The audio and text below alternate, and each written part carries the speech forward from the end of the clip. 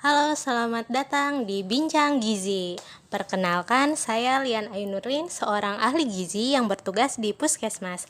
Hari ini kita akan bahas sesuatu nih yang menjadi keresahan para ibu, apalagi kalau bukan tentang pemberian makan pada bayi dan anak. Sebelumnya, di sini saya tentu tidak sendiri ya. Saat ini saya ditemani oleh teman saya. Boleh Kak perkenalkan dirinya? Halo, perkenalkan, nama saya Hanifah, yang pada hari ini akan menjadi rekan Kak Lian nih dalam bincang-bincang gizi. Kak Hanifah ini sebenarnya siapa ya? Saya temennya Kak Lian. Iya, kita berteman. Betul betul. Kami merupakan sesama alumni dari satu universitas yang sama dan sama-sama di jurusan gizi. Oke, nah mungkin kali ini kita akan banyak bahas terkait mitos dan fakta tentang pemberian makan ini ya, MPASI, pemberian makan pada anak dan pada bayi dan anak. Betul, ya. betul. Oke, mungkin pertanyaan pertama yang banyak ditanyakan ya, kenapa sih ngasih makanan ke anak itu harus di usia 6 bulan? Oke kalian, kenapa sih kita baru dianjurkan memberikan makan pada bayi di usia setelah 6 bulan? Karena sebenarnya pada usia 0 sampai 6 bulan pemberian ASI saja sudah cukup untuk bayi, dengan frekuensi dan juga waktu yang tentu saja cukup ya, sekitar 8 sampai 12 kali sehari. Ketika usia bayi sudah di atas 6 bulan, ASI saja ternyata tidak cukup untuk memenuhi kebutuhan bayi tersebut, karena kan kebutuhan bayi semakin meningkat, sedangkan untuk pemberian ASI juga semakin berkurang, sehingga perlu ada pemberian MPASI kepada bayi tersebut. Oh gitu, jadi usia 6 bulan itu ASI aja udah nggak cukup ya berarti ya. Betul Kak. Terus yang kedua nih, gimana sih cara pemberian makan pada bayi dan anak tuh? Oke, jadi memang pemberian makan pada bayi dan anak itu tentu saja perlu tepat waktu ya Kak. Jadi kita memang perlu menjadwalkan untuk pemberian makan. Jangan sampai misalnya nih hari ini sarapan pukul 7, besoknya baru sarapan pukul 10. Pertama, jadwalnya harus tepat. Karena kan memang ASI saja juga sudah tidak cukup ya untuk memenuhi kebutuhan anak. Yang kedua, adekuat. Tentu saja ketika kita memberikan MPASI, kita harus juga memperhitungkan jumlah yang diberikan. Selanjutnya juga harus aman. Tentu saja ya, karena kita ingin yang terbaik untuk anak-anak kita, maka pemberian makan harus yang aman. Dan yang terakhir responsif, yaitu diberikan dengan cara yang tepat dan konsisten. Nah, untuk pemberian makan ini sendiri, kita di PMBA ya, di pemberian makan bayi dan anak itu mengenal UFRE Jutek Pares Bersih. Mungkin nanti kita akan dijelaskan lebih lanjut di pertanyaan berikutnya ya Kak. Oh, oke. Terus pertanyaan selanjutnya nih, yang mungkin juga kata-kata ini sering banget nih muncul akhir-akhir ini tentang stunting ya. Apa benar pemberian makan anak yang tidak tepat itu bisa nyebabin anak stunting? Oke, jadi ketika kita tidak memberikan makanan yang berimbang dan sesuai dengan kebutuhan anak, maka anak bisa mengalami kekurangan gizi karena kekurangan asupan. Dari kekurangan gizi lalu menjadi gizi buruk. Stunting sendiri merupakan masalah gizi yang kronis ya Kak, dan salah satunya ketika bayi atau anak mengalami gizi buruk dalam jangka panjang juga dapat menyebabkan stunting karena kurangnya kebutuhan energi dan zat gizi lainnya dalam waktu yang panjang. Jadi oleh karena itu kita perlu seperti tadi yang sudah dipaparkan ya, bahwa harus adekuat, harus mencukupi kebutuhan dari bayi dan anak sesuai dengan usianya. Jadi kalau misalkannya nggak terpenuhi nih makanannya, lama-kelamaan dia bisa menyebabkan gagal tumbuh tadi ya, yang stunting tadi itu berarti ya Kak ya? Iya, betul sekali kalian. Oke, terus selanjutnya nih, kalau misalkan yang ngasih makan ke anak itu boleh nggak sih sebelum 6 bulan? Kan sekarang tuh ada ya trennya yang usia 4 bulan tuh udah dikasih makan. Sebenarnya boleh nggak sih itu?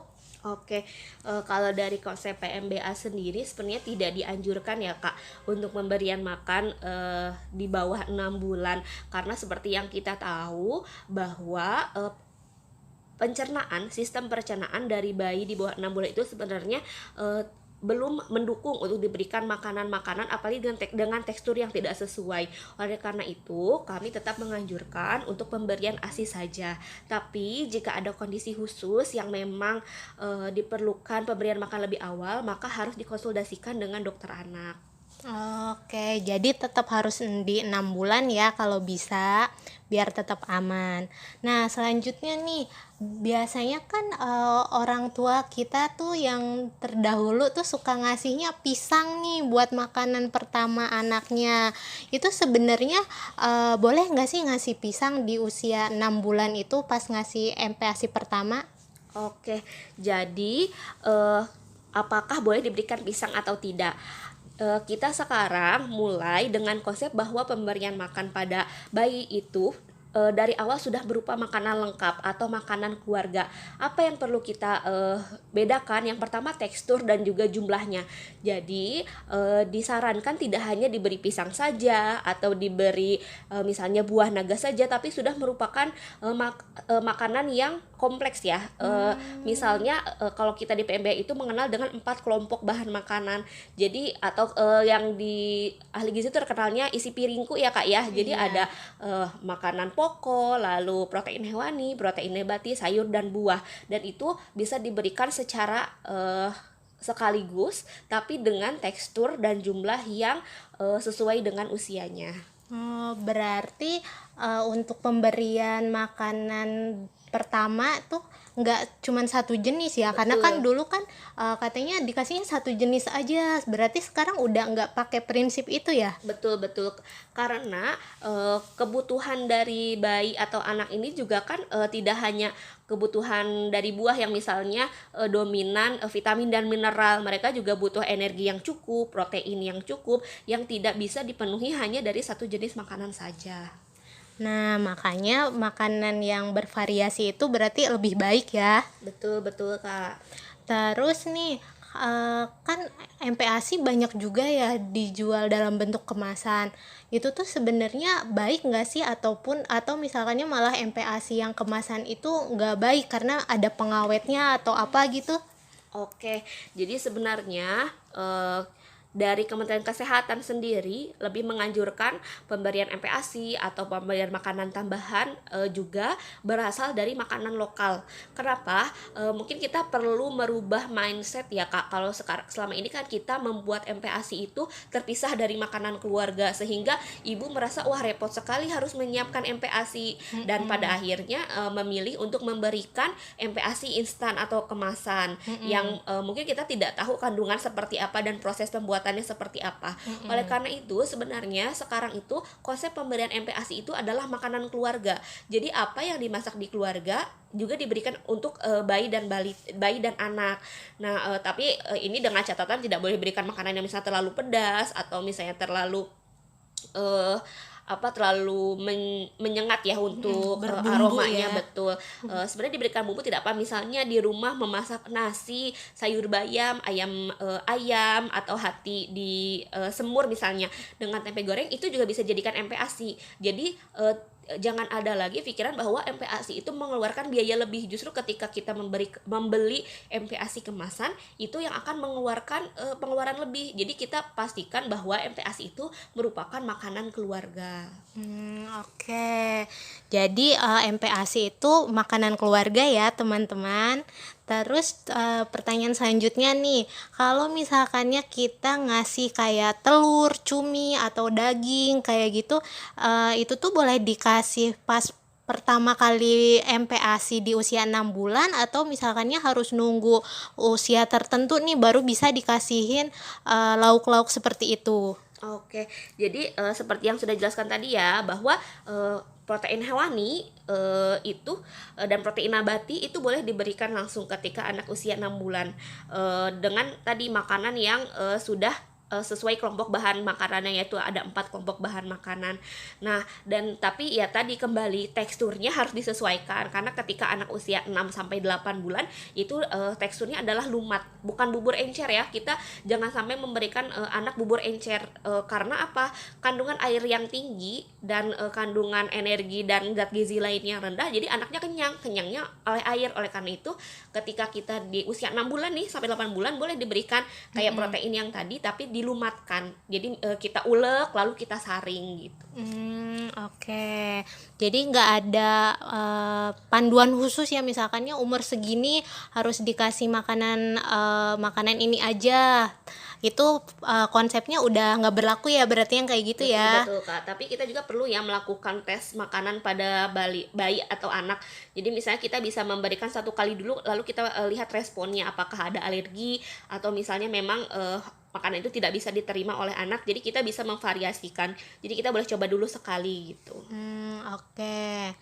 Terus nih kan giginya bayi itu kan belum tumbuh ya.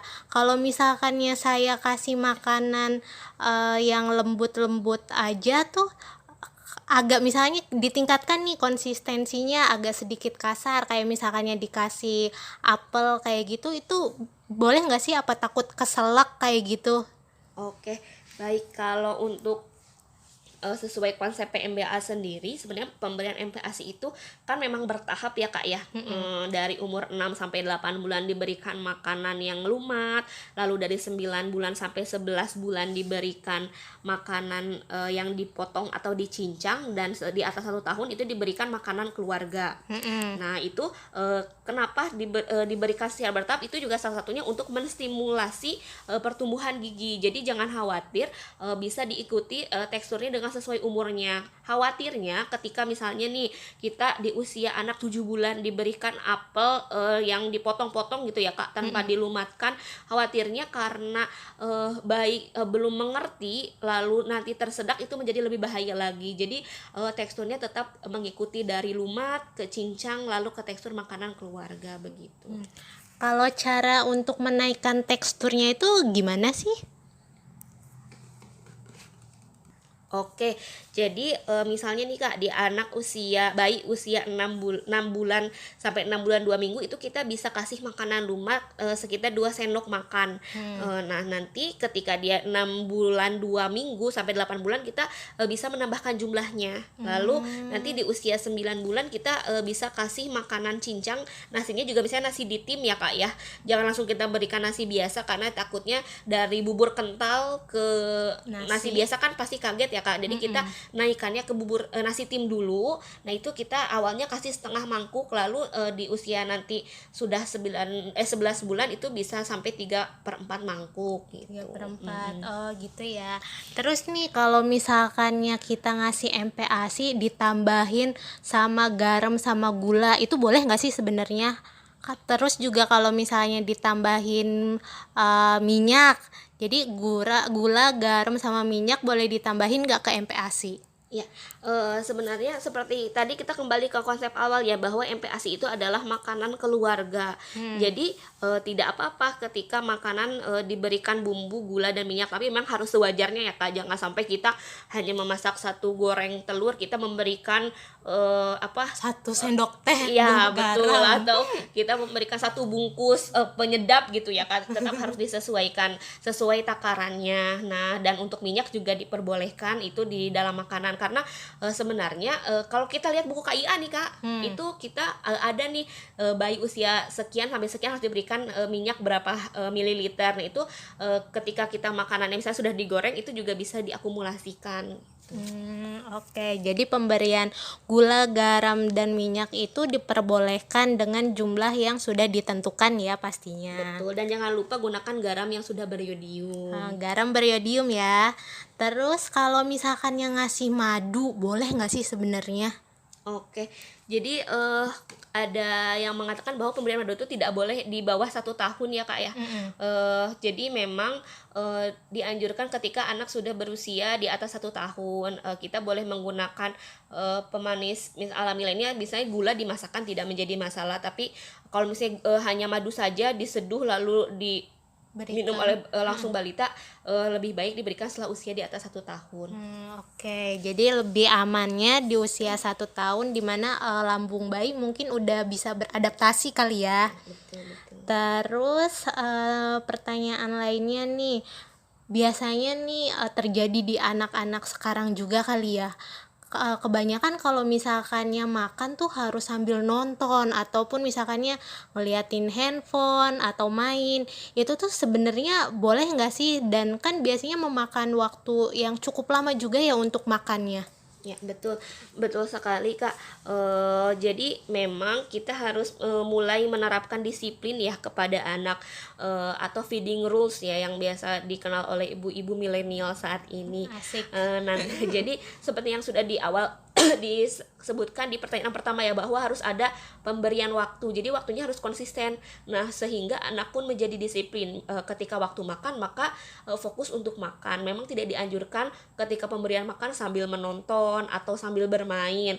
Jadi memang ketika waktu makan difokuskan hanya untuk makan saja. Walaupun mungkin pada prakteknya memang sangat sulit ya Kak, tapi bukan berarti itu mustahil. Banyak ibu pada saat ini yang sudah menerapkan feeding rules ini dan mendisiplinkan anak untuk pada saat waktu makan hanya fokus terhadap makanannya saja. Oke, jadi harus sesuai dengan feeding rules tadi ya. Jadi nggak boleh lebih dari 30 menit ya. Jadi 30 menit habis tidak habis makanannya harus kita ambil dari anak ya berarti ya.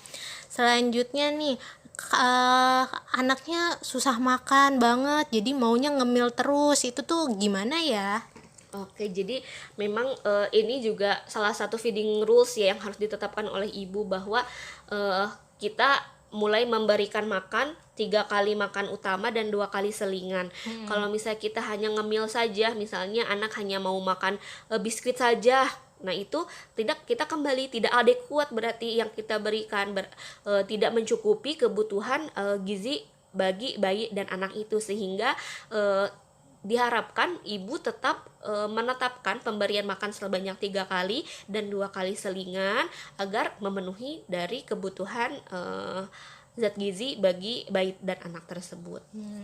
Kalau nih masalah ibu-ibu zaman sekarang juga nih, yang anaknya berat badannya nggak naik-naik, itu gimana sih tipsnya? Oke, yang pertama kita harus mengevaluasi ya Bu. Jadi perlu, sebagai ibu kita perlu melakukan evaluasi terhadap pertama asupan yang didapatkan oleh anak kita, juga aktivitas fisiknya perlu kita lihat, lalu dengan kesehatan harus kita evaluasi juga, dan tentu saja PHBS-nya. Ada banyak faktor kenapa bayi atau anak kita tuh tidak naik berat badan. Tidak hanya satu faktor saja, mungkin ini anak makannya baik kok, kenapa berat badannya nggak naik. Nah, coba kita evaluasi kembali apakah kebersihannya, PHBS-nya sudah terjaga, atau apakah bayi atau anak menunjukkan gejala-gejala penyakit tertentu. Nah, itu perlu kita evaluasi. Dan tentu saja bagaimana kita bisa tahu, yang pertama kita harus rajin ke posyandu ya Bu ya. Iya. Kenapa? Dengan kita datang ke posyandu atau melakukan pemantauan berat badan dan tinggi badan setiap bulan, kita menjadi lebih terkontrol. Tidak sampai kecolongan nih, misalnya asalnya berat bayi, badan anak misalnya 12 kilo, tiba-tiba karena kita abai, tidak datang ke posyandu, tidak melakukan pemantauan pertumbuhan, betul, tiba-tiba sudah 9 kilo. Nah, itu kan kalau kita selama setiap bulan itu terkontrol, otomatis bisa lebih dicegah.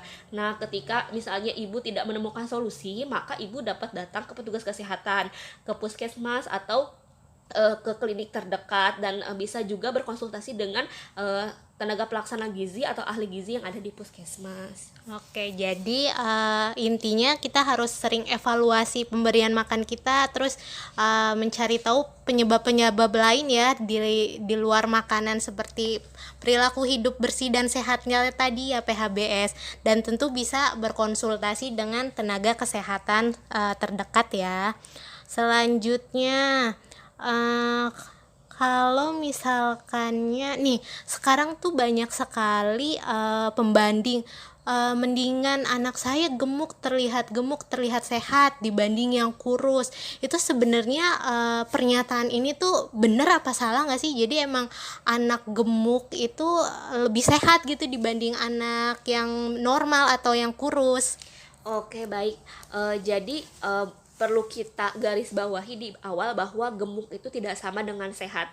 Yang perlu kita perhatikan adalah berat badan ideal, berat badan normal. Gimana sih Bunda bisa tahu berat badannya ideal tidak ya berdasarkan umurnya, berat badannya ideal tidak ya berdasarkan tinggi badannya? Itu semua sudah tersedia di buku iya betul, di buku buku pink yang dimiliki oleh ibu-ibu nih yang biasanya cuma posyandu doang dilihat. Nah, ini sekarang boleh nih mulai dibuka-buka apakah grafik pertumbuhannya mengikuti kenaikan berat badannya mengikuti grafik pertumbuhan atau tidak. Jadi tidak harus anak itu gemuk lalu disebut sehat, yang penting adalah ideal.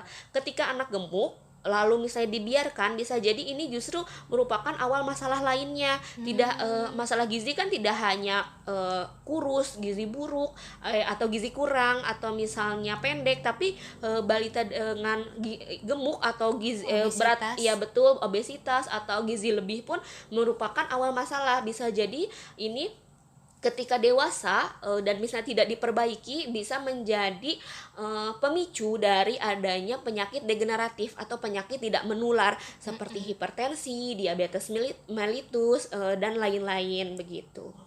Jadi anak gemuk itu belum tentu sehat ya, karena anak gemuk itu bukan pengertian dari anak yang sehat. Betul. Anak sehat itu memiliki berat badan yang ideal. Betul. Oke, terus nih mungkin pertanyaan terakhir ya, yang tadi dijelaskan singkatan lucu di awal tadi terkait prinsip pemberian makan dan bayi tadi, mungkin bisa Kak Hanifah jelaskan sedikit lagi yang singkatan yang lucu itu? Oke, jadi tadi kita sudah menyampaikan Ufrejutek Fares bersih ya Kak ya. Iya tuh, apa tuh Apa sih Ufrejutek Fares bersih itu? Nah, yang pertama, Ufrejutek Fares bersih itu adalah hal-hal yang harus kita pertimbangkan waktu berbicara nih tentang pemberian makanan pendamping ASI. Yang pertama, yaitu usia. Tadi kita ada 6 bulan, 7 bulan, 8 bulan, lalu 9 sampai 11 bulan, di atas 1 tahun itu perlu diperhatikan. Nah, apa sih yang diperhatikan di usia? Yang pertama, frekuensi pemberiannya. Nah, misalnya ketika kita usianya baru 6 bulan, kita bisa memberikan rentang ya pemberian makanan pokok sebanyak 2-3 kali dengan selingan 1 atau 2 kali. Nah, selanjutnya yaitu jumlah setiap kali makan. Ketika misalnya usianya 9 sampai 11 bulan, kita bisa memberikan setengah sampai 3/4 mangkuk makanan. Lalu yang terakhir tek itu tekstur atau kekentalan atau konsistensi. Jadi tadi dari makanan lumat, lalu ke makanan cincang dan ke tekstur makanan keluarga. Yang selanjutnya variasi. Tadi mungkin kan gimana sih anak ini nggak naik-naik berat badannya, gimana sih anak ini makannya lama, ya kita perlu evaluasi lagi variasinya. Jangan-jangan kita selama 1 minggu atau bahkan sebulan memberikan makanan itu saja, membuat anak bosan dan kehilangan minat untuk makan sehingga asupannya menjadi menurun. Iya benar, kita juga makan ayam geprek bosan ya tiap Betul, hari. betul.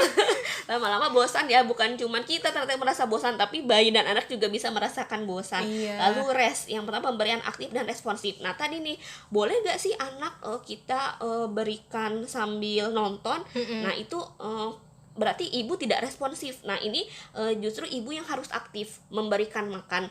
Tadi kan anaknya katanya lama makannya, maka tadi harus diberikan feeding rules. Nah feeding rules ini salah satu bentuk dari pemberian keaktifan ibu. Nah selanjutnya yang terakhir bersih. Tentu saja harus kebersihan ya, jangan sampai kita memberikan makan yang banyak lalu nanti tapi kebersihan tidak dijaga, yang ada malah diare, bukan kenaikan berat badan yang diinginkan tapi malah penurunan berat badan begitu. Nah iya, mungkin tambahan juga ya terkait yang bersih tadi, kalau misalkannya kita nggak usah nih repot-repot misahin alat makan atau pengolahan antara makanan kita dengan makanan bayi, cukup talenan aja yang bedakan ya. Talenan antara untuk pengolahan bahan mentah dan bahan matang itu harus dibedakan untuk mencegah kontaminasi silang, sehingga makanan yang kita sajikan untuk anak tetap bersih. Betul. Oke, terima kasih banyak ya, ini Kak Hanifah, banyak banget ilmu yang kita dapat nih di obrolan kita kali ini. Ya, terima kasih juga ya kalian atas kesempatannya. Oke, terima kasih sudah mendengarkan perbincangan kami. Terima kasih. Sampai jumpa di podcast berikutnya. Bye-bye.